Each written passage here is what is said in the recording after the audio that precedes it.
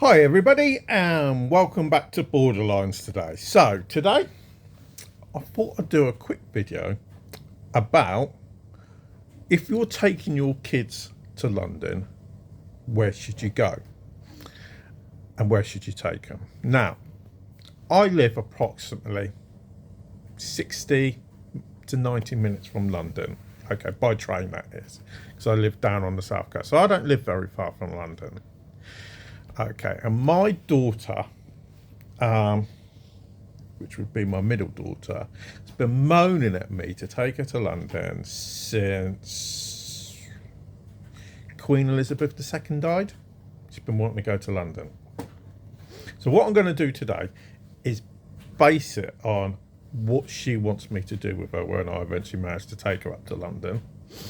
And I've been to London many a times. And the thing with this is you can flip it on its head in so many different directions. Okay, so this is what she wants to do. Okay, so she wants to get the train up to London. Okay, go over Westminster Bridge, I believe it is. Okay, which is just by Waterloo train station. Okay, and go to Westminster. Okay, go and see the Houses of Parliament. Okay, then from there, she wants to walk down to get to see number 10 Downing Street, to see our incompetent Prime Minister at work. That is a bit of a snide comment. Okay, hopefully I don't get too much hate for that. Okay, and then walk up to go and see Buckingham Palace. Now, the thing is, she's been moaning at me since, like I said, Queen Elizabeth II died, because she wants King Charles to abdicate. And the reason why she wants King Charles to abdicate is she wants Camilla to be queen, or ideally Princess Anne to be queen.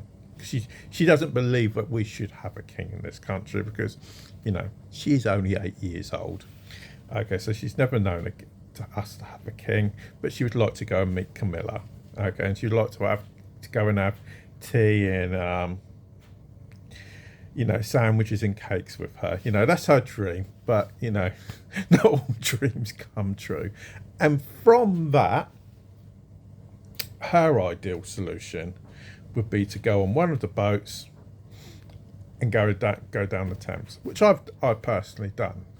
But when it comes to London, there's so much more that you can do. You know, there's places like the Tate Modern. You got the Tower of London. You got the Belfast you can go on. You got all the bus tours you can go on. You know, there's countless museums. You know, just going to things like Nelson's Column or Trafalgar Square and all the other art galleries. Okay, which are in London. There is so much to do that if I was to go through it, I'd probably be here all day. You know, me personally, I always go to the West End. You know, and that doesn't mean the shops.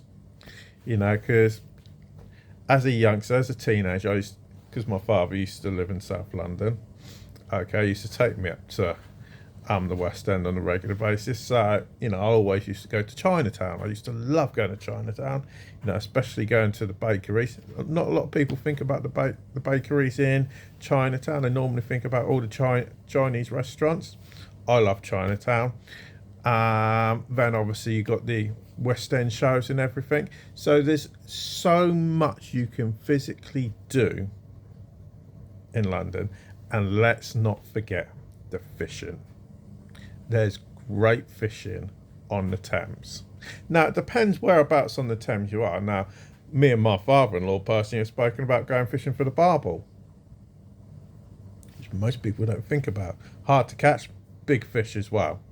Okay, so what I'm going to do for now is leave it there and let me know where you think that if you're going for a day out in London and you don't want to go and spend a lot of money, because most people think, oh, you're going to London, you got to pay heaven and earth, where should you go? If you're on a budget and you're going to be taking the kids, where in London should you go if you're on a budget? Let us know in the comments down below. But for now, thanks for watching, and we'll speak to you all again a bit later.